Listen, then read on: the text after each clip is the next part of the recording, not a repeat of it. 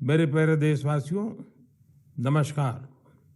आज हम मन की बात के 96वें एपिसोड में साथ जुड़ रहे हैं। मन की बात का अगला एपिसोड वर्ष 2023 का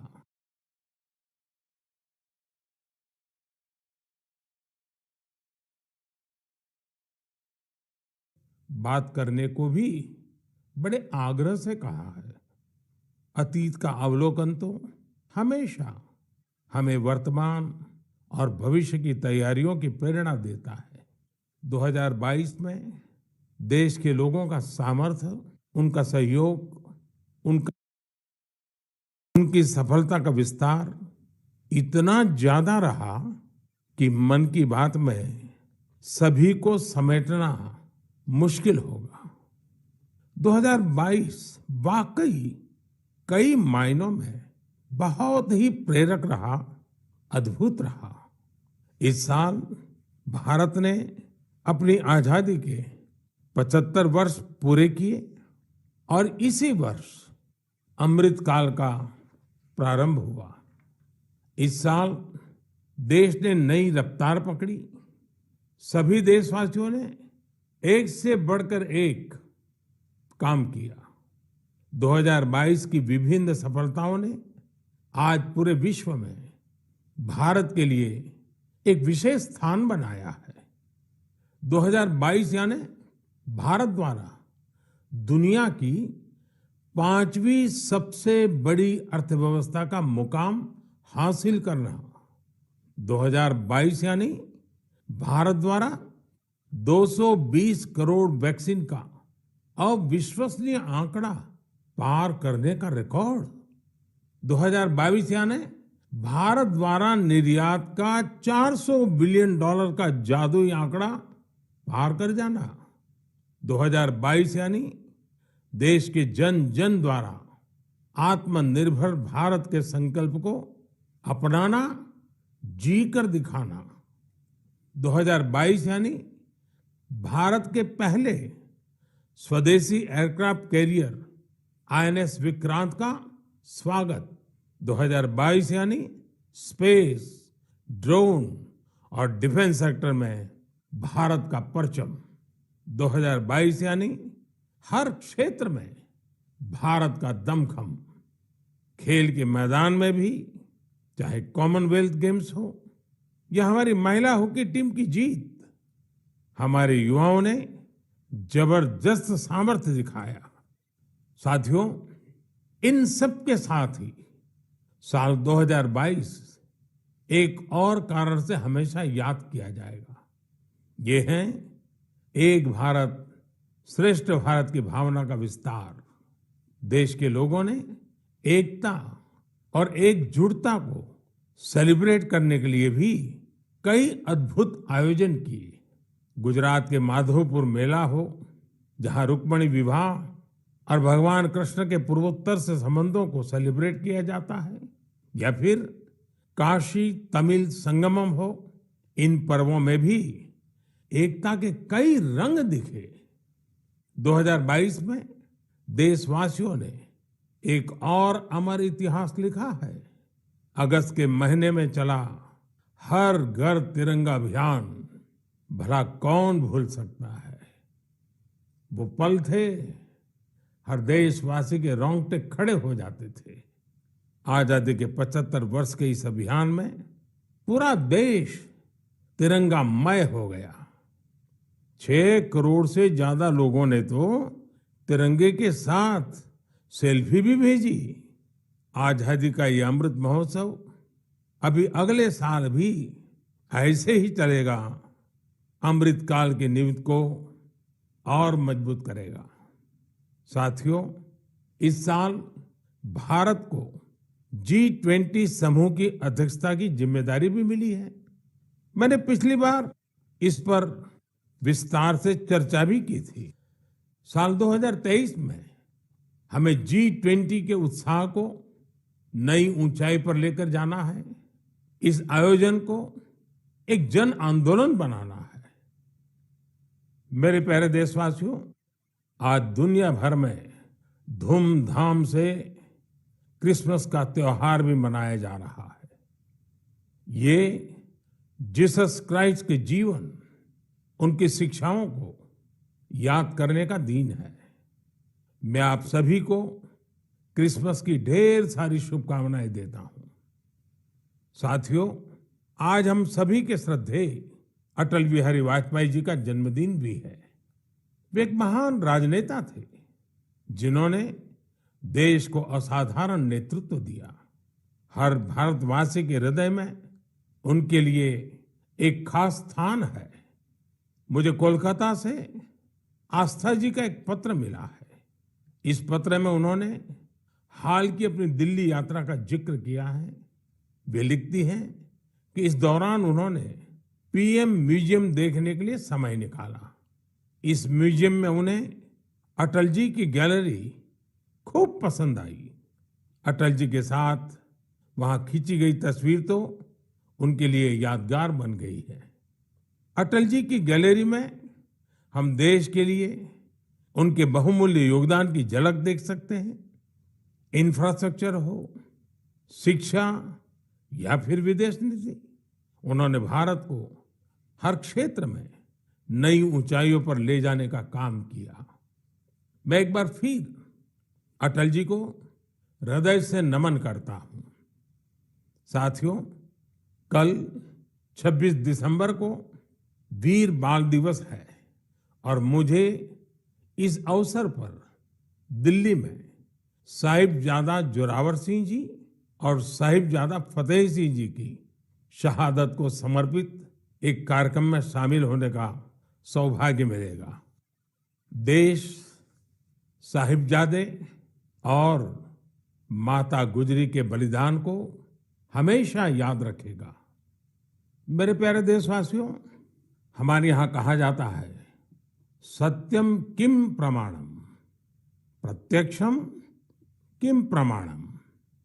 यानी सत्य को प्रमाण की आवश्यकता नहीं होती, जो प्रत्यक्ष है उसे भी प्रमाण की आवश्यकता नहीं होती। लेकिन बात जब आधुनिक मेडिकल साइंस की हो तो उसमें सबसे महत्वपूर्ण होता है प्रमाण, एविडेंस। सदियों से भारतीय जीवन का हिस्सा रहे योग और आयुर्वेद जैसे हमारे शास्त्रों के सामने एविडेंस बेस्ड रिसर्च की कमी हमेशा हमेशा एक चुनौती रही है। परिणाम दिखते हैं लेकिन प्रमाण नहीं होते हैं। लेकिन मुझे खुशी है कि एविडेंस बेस्ड मेडिसिन के युग में अब योग और आयुर्वेद आधुनिक युग की जांच और कसौटियों पर भी खरे उतर रहे हैं। आप सभी ने मुंबई के टाटा मेमोरियल सेंटर के बारे में जरूर सुना होगा।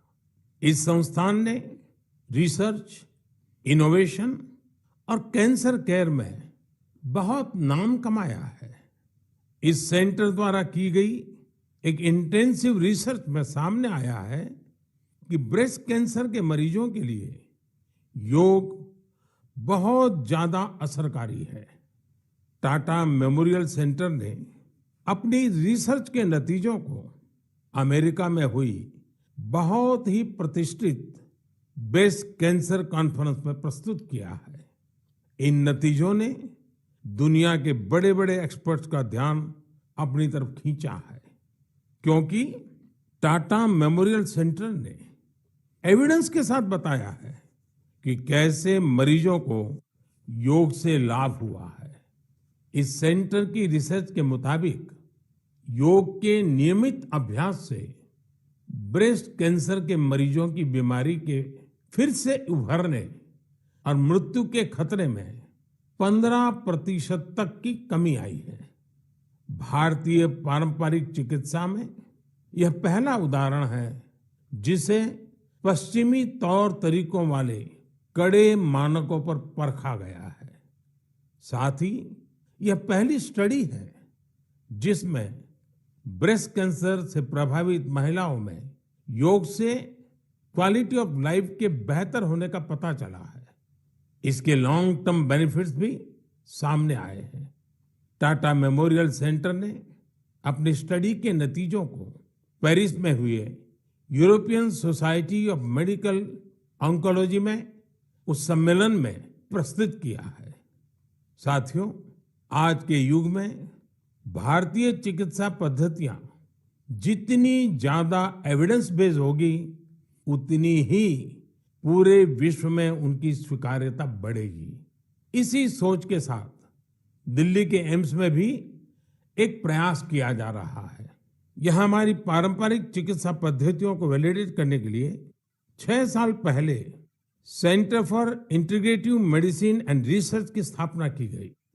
इसमें लेटेस्ट मॉडर्न टेक्निक्स और रिसर्च मेथड्स का उपयोग किया जाता है।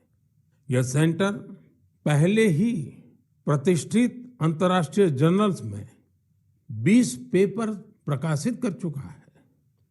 अमेरिकन कॉलेज ऑफ कार्डियोलॉजी के जर्नल में प्रकाशित एक पेपर में सिंकपी से पीड़ित मरीजों को योग से होने वाले लाभ के बारे में बताया गया है। इसी प्रकार न्यूरोलॉजी जर्नल के पेपर में माइग्रेन में योग के फायदों के बारे में बताया गया है। इनके अलावा कई और बीमारियों में भी योग के बेनिफिट्स को लेकर स्टडी की जा रही है, जैसे heart disease, depression, sleep disorders और प्रेगनेंसी के दौरान महिलाओं को होने वाली समस्याएं। साथियों, कुछ दिन पहले ही मैं वर्ल्ड आयुर्वेद कांग्रेस के लिए गोवा में था। इसमें 40 से ज्यादा देशों के डेलीगेट शामिल हुए और यहाँ 550 से अधिक साइंटिफिक पेपर्स प्रेजेंट किए गए। भारत सहित दुनिया भर की करीब 215 कंपनियों ने यहाँ एग्जीबिशन में अपने प्रोडक्ट्स को डिस्प्ले किया।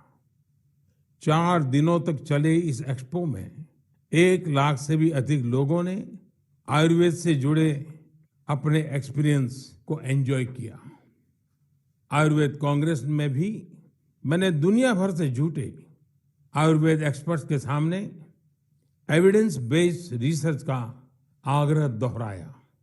जिस तरह कोरोना वैश्विक महामारी के इस समय में योग और आयुर्वेद की शक्ति को हम सभी देख रहे हैं, उसमें इनसे जुड़ी एविडेंस बेस्ड रिसर्च बहुत ही महत्वपूर्ण साबित होगी। मेरा आपसे भी आग्रह है कि योग, आयुर्वेद और हमारी पारंपरिक चिकित्सा पद्धतियों से जुड़े हुए ऐसे प्रयासों के बारे में अगर आपके पास कोई जानकारी हो तो उन्हें सोशल मीडिया पर जरूर शेयर करें। मेरे प्यारे देशवासियों, बीते कुछ वर्षों में हमने स्वास्थ्य क्षेत्र से जुड़ी कई बड़ी चुनौतियों पर विजय पाई है। इसका पूरा श्रेय हमारे मेडिकल एक्सपर्ट्स, साइंटिस्ट और देशवासियों की इच्छा शक्ति को जाता है। हमने भारत से स्मॉल पॉक्स, पोलियो और गिनी वॉर्म जैसी बीमारियों को समाप्त करके दिखाया है। आज मन की बात के श्रोताओं को मैं एक और चुनौती के बारे में बताना चाहता हूं, जो अब समाप्त होने की कगार पर है। ये चुनौती है, ये बीमारी है कालाजार। इस बीमारी का परजीवी सैंड फ्लाई यानी बालू मक्खी के काटने से फैलता है। जब किसी को कालाजार होता है तो उसे महीनों तक बुखार रहता है, खून की कमी हो जाती है, शरीर कमजोर पड़ जाता है और वजन भी घट जाता है। यह बीमारी बच्चों से लेकर बड़ों तक किसी को भी हो सकती है, लेकिन सबका प्रयास से कालाजार नाम की ये बीमारी अब तेजी से समाप्त होती जा रही है। कुछ समय पहले तक कालाजार का प्रकोप 4 राज्यों के 50 से अधिक जिलों में फैला हुआ था, लेकिन अब ये बीमारी बिहार और झारखंड के 4 जिलों तक ही सिमट कर रह गई है। मुझे विश्वास है बिहार, झारखंड के लोगों का सामर्थ्य, उनकी जागरूकता इन 4 जिलों से भी कालाजार को समाप्त करने में सरकार के प्रयासों को मदद करेगी। कालाजार प्रभावित क्षेत्रों के लोगों से भी मेरा आग्रह है कि वो 2 बातों का जरूर ध्यान रखें। एक है सैंड फ्लाई या बालू मक्खी पर नियंत्रण और दूसरा जल्द से जल्द इस रोग की पहचान और पूरा इलाज। कालाजार का इलाज आसान है। इसके लिए काम आने वाली दवाएं भी बहुत कारगर होती हैं। बस आपको सतर्क रहना है। बुखार हो तो लापरवाही ना बरतें और बालू मक्खी को खत्म करने वाली दवाइयों का छिड़काव भी करते रहें। जरा सोचिए, हमारा देश जब कालाजार से भी मुक्त हो जाएगा तो ये हम सभी के लिए कितनी खुशी की बात होगी। सबका प्रयास की इसी भावना से हम भारत को 2025 तक टीबी मुक्त करने के लिए भी काम कर रहे हैं। आपने देखा होगा, बीते दिनों जब टीबी मुक्त भारत अभियान शुरू हुआ तो हजारों लोग टीबी मरीजों की मदद के लिए आगे आए। ये लोग निक्षय मित्र बनकर टीबी के मरीजों की देखभाल कर रहे हैं, उनकी आर्थिक मदद कर रहे हैं। जन सेवा और जन भागीदारी की यही शक्ति हर मुश्किल लक्ष्य को प्राप्त करके ही दिखाती है। मेरे प्यारे देशवासियों, हमारी परंपरा और संस्कृति का मां गंगा से अटूट नाता है। गंगा जल हमारी जीवन धारा का अभिन्न हिस्सा रहा है और हमारे शास्त्रों में भी कहा गया है, नमामि गंगे तव पाद पंकजम सुर असुरई वंदित दिव्य रूपम भुक्तिम च मुक्तिम च ददासि नित्यम भाव अनुसारेण सदा नराणाम। अर्थात हे मां गंगा, आप अपने भक्तों को उनके भाव के अनुरूप सांसारिक सुख, आनंद और मोक्ष प्रदान करती है। सभी आपके पवित्र चरणों का वंदन करते हैं। मैं भी आपके पवित्र चरणों में अपना प्रणाम अर्पित करता हूं। ऐसे में सदियों से कल कल बहती मां गंगा को स्वच्छ रखना हम सबकी बहुत बड़ी जिम्मेदारी है। इसी उद्देश्य के साथ 8 साल पहले हमने नमामि गंगे अभियान की शुरुआत की थी। हम सभी के लिए गौरव की बात है कि भारत की इस पहल को आज दुनिया भर की सराहना मिल रही है। यूनाइटेड नेशंस ने नमामि गंगे मिशन को इकोसिस्टम को रिस्टोर करने वाली दुनिया के टॉप 10 इनिशिएटिव में शामिल किया है। ये और भी खुशी की बात है कि पूरे विश्व के 160 ऐसे इनिशिएटिव्स में नमामि गंगे को यह सम्मान मिला है। साथियों, नमामि गंगे अभियान की सबसे बड़ी ऊर्जा लोगों की निरंतर सहभागिता है। नमामि गंगे अभियान में गंगा प्रहरियों और गंगा दूतों की भी बड़ी भूमिका है। वे पेड़ लगाने, घाटों की सफाई, गंगा आरती, नुक्कड़ नाटक, पेंटिंग और कविताओं के जरिए जागरूकता फैलाने में जुटे हैं। इस अभियान से बायोडायवर्सिटी में भी काफी सुधार देखा जा रहा है। हिल्सा मछली, गंगा डॉल्फिन और कछुओं की विभिन्न प्रजातियों की संख्या में काफी वृद्धि हुई है।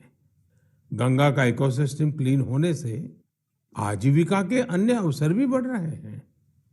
यहाँ मैं जलज आजीविका मॉडल की चर्चा करना चाहूंगा, जो कि बायोडायवर्सिटी को ध्यान में रखकर तैयार किया गया है।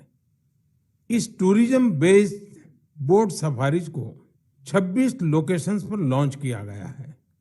जाहिर है, नमामि गंगे मिशन का विस्तार, उसका दायरा नदी की सफाई से कहीं ज्यादा बढ़ा है। ये जहां हमारी इच्छा शक्ति और अथक प्रयासों का एक प्रत्यक्ष प्रमाण है, वहीं ये पर्यावरण संरक्षण की दिशा में विश्व को भी एक नया रास्ता दिखाने वाला है। मेरे प्यारे देशवासियों, जब हमारी संकल्प शक्ति मजबूत हो तो बड़ी से बड़ी चुनौती भी आसान हो जाती है। इसकी मिसाल पेश की है सिक्किम के थेगू गांव के संगे शेरपा जी ने। ये पिछले 14 साल से 12,000 फीट से भी ज्यादा की ऊंचाई पर पर्यावरण संरक्षण के काम में जुटे हुए हैं। संगे जी ने सांस्कृतिक और पौराणिक महत्व का सोमगो लेक, उसे स्वच्छ रखने का बीड़ा उठा लिया है। अपने अथक प्रयासों से उन्होंने इस ग्लेशियर लेक का रंग रूप ही बदल डाला है। साल 2008 में संगे शेरपा जी ने जब स्वच्छता का यह अभियान शुरू किया था, तब उन्हें कई मुश्किलों का सामना करना पड़ा, लेकिन देखते ही देखते उनके इस नेक कार्यों में युवाओं और ग्रामीणों के साथ ही पंचायत का भी भरपूर सहयोग मिलने लगा। आज आप अगर सोमगो लेक को देखने जाएंगे तो वहां चारों ओर आपको बड़े बड़े गार्बेज बिन्स मिलेंगे। अब यहाँ जमा हुए कूड़े कचरे को रिसाइकलिंग के लिए भेजा जाता है। यहाँ आने वाले पर्यटकों को कपड़े से बने गार्बेज बैग भी दिए जाते हैं, ताकि कूड़ा कचरा इधर उधर न फेंके। अब बेहद साफ सुथरी हो चुकी इस झील को देखने हर साल करीब 5 लाख पर्यटक यहाँ पहुंचते हैं। सोमगो लेक के संरक्षण के इस अनूठे प्रयास के लिए संगे शेरपा जी को कई संस्थाओं ने सम्मानित भी किया है। ऐसी ही कोशिशों के बदौलत आज सिक्किम की गिनती भारत के सबसे स्वच्छ राज्यों में होती है। मैं संगे शेरपा जी और उनके साथियों के साथ साथ देश भर में पर्यावरण संरक्षण के नेक प्रयास में जुटे लोगों की भी हृदय से प्रशंसा करता हूं। साथियों, मुझे खुशी है कि स्वच्छ भारत मिशन आज हर भारतीय के मन में रच बस चुका है। साल 2014 में इस जन आंदोलन के शुरू होने के साथ ही इसे नई ऊंचाइयों पर ले जाने के लिए लोगों ने कई अनूठे प्रयास किए हैं। और ये प्रयास सिर्फ समाज के भीतर ही नहीं, बल्कि सरकार के भीतर भी हो रहे हैं। लगातार इन प्रयासों का परिणाम ये है, कूड़ा कचरा हटने के कारण, बिन जरूरी सामान हटने के कारण दफ्तरों में काफी जगह खुल जाती है, नया स्पेस मिल जाता है। पहले जगह के अभाव में दूर दूर किराए पर दफ्तर रखने पड़ते थे। इन दिनों ये साफ सफाई के कारण इतनी जगह मिल रही है कि अब एक ही स्थान पर सारे दफ्तर बैठ रहे हैं। पिछले दिनों सूचना और प्रसारण मंत्रालय ने भी मुंबई में, अहमदाबाद में, कोलकाता में, शिलांग में, कई शहरों में अपने दफ्तरों में भरपूर प्रयास किया और उसके कारण आज उनको 2-2, 3-3 मंजिलें पूरी तरह नए सिरे से काम में आ सके ऐसी उपलब्ध हो गई। ये अपने आप में स्वच्छता के कारण हमारे संसाधनों का ऑप्टिमम यूटिलाइजेशन का उत्तम अनुभव आ रहा है।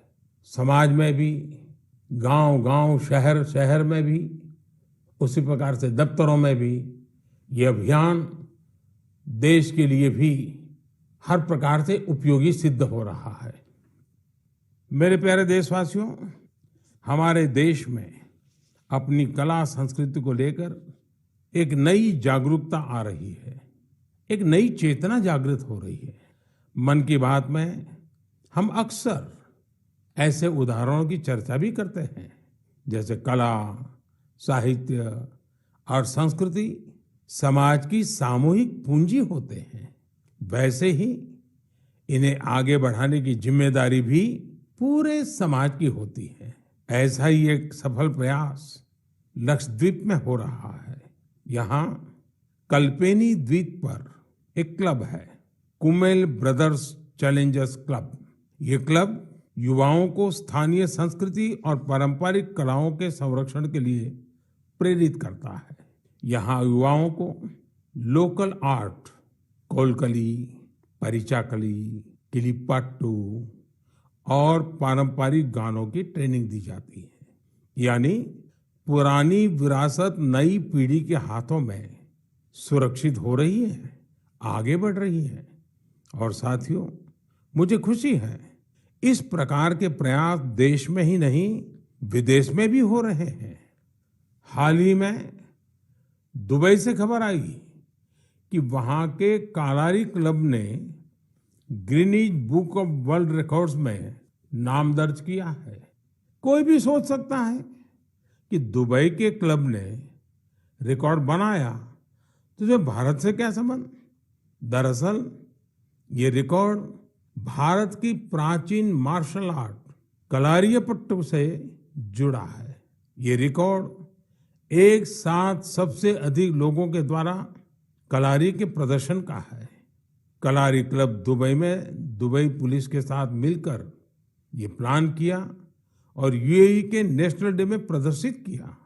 इस आयोजन में 4 साल के बच्चों से लेकर 60 वर्ष तक के लोगों ने कलारी की अपनी क्षमता का बेहतरीन प्रदर्शन किया। अलग अलग पीढ़ियां कैसे एक प्राचीन परंपरा को आगे बढ़ा रही हैं, पूरे मनोयोग से बढ़ा रही हैं, ये उसका अद्भुत उदाहरण है। साथियों, मन की बात के श्रोताओं को मैं कर्नाटका के गडक जिले में रहने वाले कवेम श्री जी के बारे में भी बताना चाहता हूँ। कवेम श्री दक्षिण में कर्नाटका की कला संस्कृति को पुनर्जीवित करने के मिशन में पिछले 25 वर्षों से अनवरत लगे हुए हैं। आप कल्पना कर सकते हैं कि उनकी तपस्या कितनी बड़ी है। पहले तो वो होटल मैनेजमेंट के प्रोफेशन से जुड़े थे, लेकिन अपनी संस्कृति और परंपरा को लेकर उनका लगाव इतना गहरा था कि उन्होंने इसे अपना मिशन बना लिया। उन्होंने कला चेतना के नाम से एक मंच बनाया। ये मंच आज कर्नाटका के और देश विदेश के कलाकारों के कई कार्यक्रम आयोजित करता है। इसमें लोकल आर्ट और कल्चर को प्रमोट करने के लिए कई इनोवेटिव काम भी होते हैं। साथियों, अपनी कला संस्कृति के प्रति देशवासियों के उत्साह अपनी विरासत पर गर्व की भावना का ही प्रकटीकरण है। हमारे देश में तो हर कोने में ऐसे कितने ही रंग बिखरे हैं। हमें भी उन्हें सजाने, संवारने और संरक्षित करने के लिए निरंतर काम करना चाहिए। मेरे प्यारे देशवासियों, देश के अनेक क्षेत्रों में बांस से अनेक सुंदर और उपयोगी चीजें बनाई जाती हैं। विशेष रूप से आदिवासी क्षेत्रों में बांस के कुशल कारीगर कुशल कलाकार है। जब से देश ने बैम्बू से जुड़े अंग्रेजों के जमाने के कानूनों को बदला है, इसका एक बड़ा बाजार तैयार हो गया है। महाराष्ट्र के पालघर जैसे क्षेत्रों में भी आदिवासी समाज के लोग बैम्बू से कई खूबसूरत प्रोडक्ट्स बनाते हैं। बैम्बू से बनने वाले बॉक्सेस, कुर्सी, चायदानी, टोकरियां और ट्रे जैसी चीजें खूब लोकप्रिय हो रही है। यही नहीं, ये लोग बैम्बू घास से खूबसूरत कपड़े और सजावट की चीजें भी बनाते हैं। इससे आदिवासी महिलाओं को रोजगार भी मिल रहा है और उनके हुनर को पहचान भी मिल रही है। साथियों, कर्नाटका के एक दंपति सुपारी के रेशे से बनी कई यूनिक प्रोडक्ट्स इंटरनेशनल मार्केट तक पहुंचा रहे हैं। कर्नाटका में शिवमोगा में ये दंपति हैं, श्रीमान सुरेश और उनकी पत्नी श्रीमती मैथिली।